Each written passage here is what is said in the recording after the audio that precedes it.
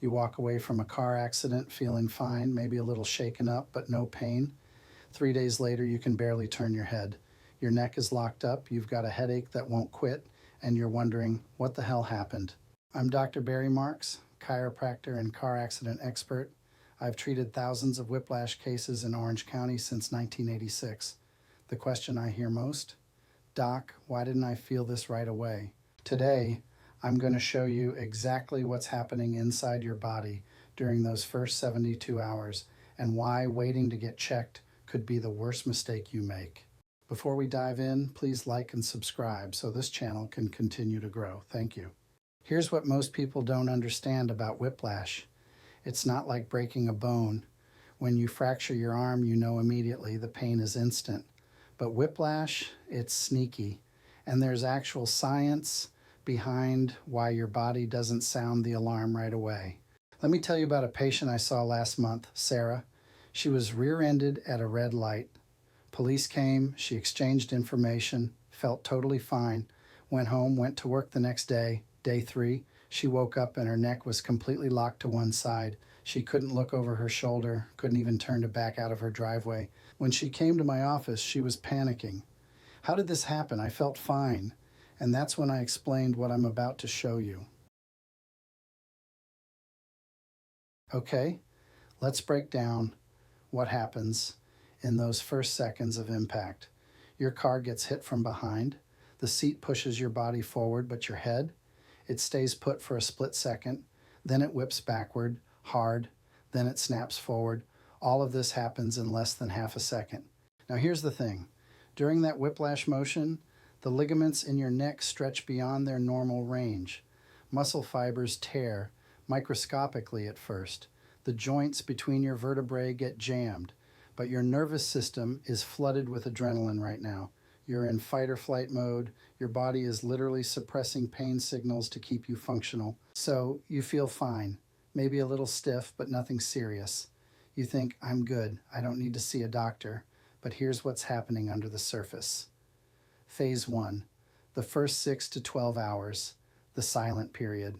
In those first hours after the accident, your body is starting to respond to the tissue damage. Inflammation is beginning to build. Think of it like this.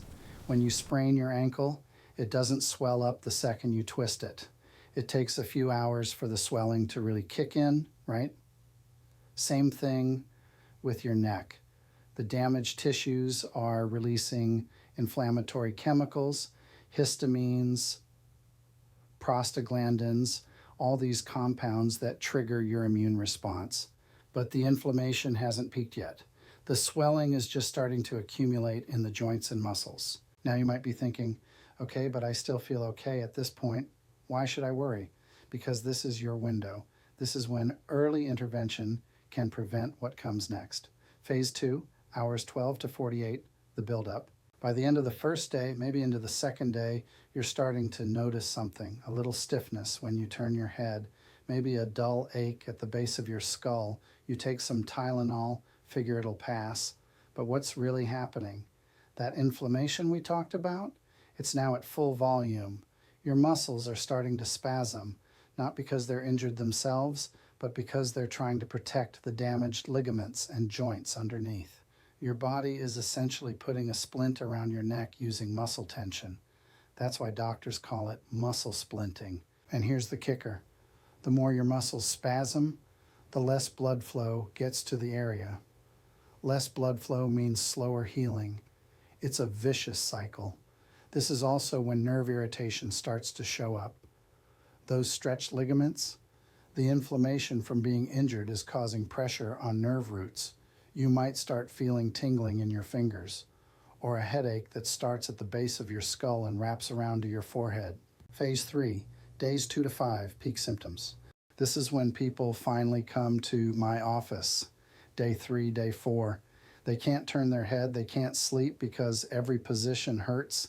They're taking ibuprofen like candy, and it's barely touching the pain. The inflammation has peaked, the muscles are locked in spasm, and now you got something else happening. Scar tissue is starting to form. See, your body is trying to heal, but if you don't get proper treatment, it heals wrong.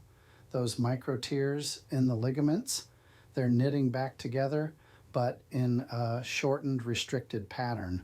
The joints that got jammed, they're not moving properly, so your body starts laying down adhesions to stabilize them. Think of scar tissue as ivy. It grows everywhere in a chaotic pattern. This is where acute injury starts turning into chronic pain, and this is what we're trying to prevent, the science behind the delay.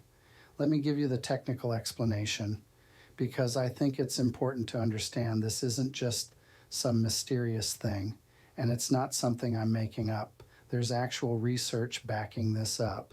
When soft tissue injuries occur, like those to ligaments, muscles, or tendons, they lack the high nerve density found in skin. This means that unlike a cut on your finger, which you feel right away due to abundant pain receptors, deep tissue injuries rely on inflammation to signal pain. Inflammation releases chemicals that gradually build up over time. Think of this process like a bucket slowly filling with water. Initially, you might not feel anything. However, once the bucket overflows, that's when you start to experience pain. And here's something most doctors won't tell you. The severity of the impact doesn't always correlate with how bad your symptoms will be. I've seen people in minor fender benders end up with worse whiplash than someone in a high-speed collision. Why? Because it's not just about force. It's about how your body was positioned at impact, whether you saw it coming and tensed up, the angle of the hit, even the type of headrest in your car. Why the ER says you're fine, but you're not. Now, some of you might be thinking, but I went to the ER right after the accident and they said I was fine. No fractures, no serious injuries, so why does this hurt so much now? Here's the thing about emergency rooms. They're designed to rule out life-threatening injuries. Fractures, dislocations, internal bleeding, and they do that job incredibly well. But whiplash, soft tissue injuries, they don't show up on a standard X-ray. The ER doc sees your bones are intact, your CT scan is clear, and they send you home with the advice to take some ibuprofen and follow up with your primary care doctor. They're not wrong. You don't have a fracture, but what they're missing is ligament damage, muscle tears, joint dysfunction, and early stage inflammation that's about to explode into full-blown symptoms in 24 to 48 hours. This is why we use different diagnostic tools in my office. Motion x-rays that show how your vertebrae move when you bend, orthopedic tests that stress the ligaments to see if they're damaged, and neurological exams to check for nerve involvement. Because by the time you feel the pain, the damage has already been done. It's crucial to be proactive about your health and well-being. We're just trying to catch it before it becomes permanent. Early detection and intervention can make all the difference in preventing long-term issues. So listen to your body and seek help when something feels off. Red flags you should never ignore. If you have any of these red flag signs, get to the emergency room right away. Severe headache, dizziness, and vomiting, loss of sensation in your saddle area, can't control bowel or bladder, difficulty understanding speech, disoriented, severe pain to even light touch. All right, let's talk about the symptoms that mean you have suffered whiplash and need to be evaluated right away. First, neck stiffness. Early onset of stiffness means you've got moderate to severe ligament damage. Second, headaches, pain that start at the base of your skull. These are called cervicogenic headaches, and they're a sign that the upper cervical joints, the ones right where your skull meets your spine, are jammed or inflamed. Diffuse headache, especially in the morning on the top or sides of your head, usually means concussion. Third, tingling, numbness, or weakness in your arms or hands. This means nerve involvement. The inflammation or misalignment is putting pressure on nerve roots, and that needs to be addressed immediately before it becomes permanent. Fourth, dizziness, nausea, sensitivity to light, feeling tongue-tied, trouble concentrating, or feeling increased irritation or anger. These are concussion symptoms. A lot of people don't realize you can have a concussion without being knocked out or hitting your head. The rapid acceleration-deceleration of whiplash can cause your brain to bounce inside your skull, causing injury. If you have any of these symptoms, don't wait. Don't see if it gets better. Get evaluated by someone who specializes in car accident injuries as soon as possible. Now you know why sometimes symptoms from a whiplash injury is delayed. So even if your symptoms were delayed, do not let that prevent you from seeking the care you need. A doctor specializing in car accident injuries can help you, but first you must act now. Start by getting evaluated. If you're in the Orange County, California area and need help with your car accident injury, go to drbarrymarks.com. There you can find more information about car accident, whiplash, and concussions. You can also find out how to make an appointment for an auto accident severity evaluation at no upfront cost to you.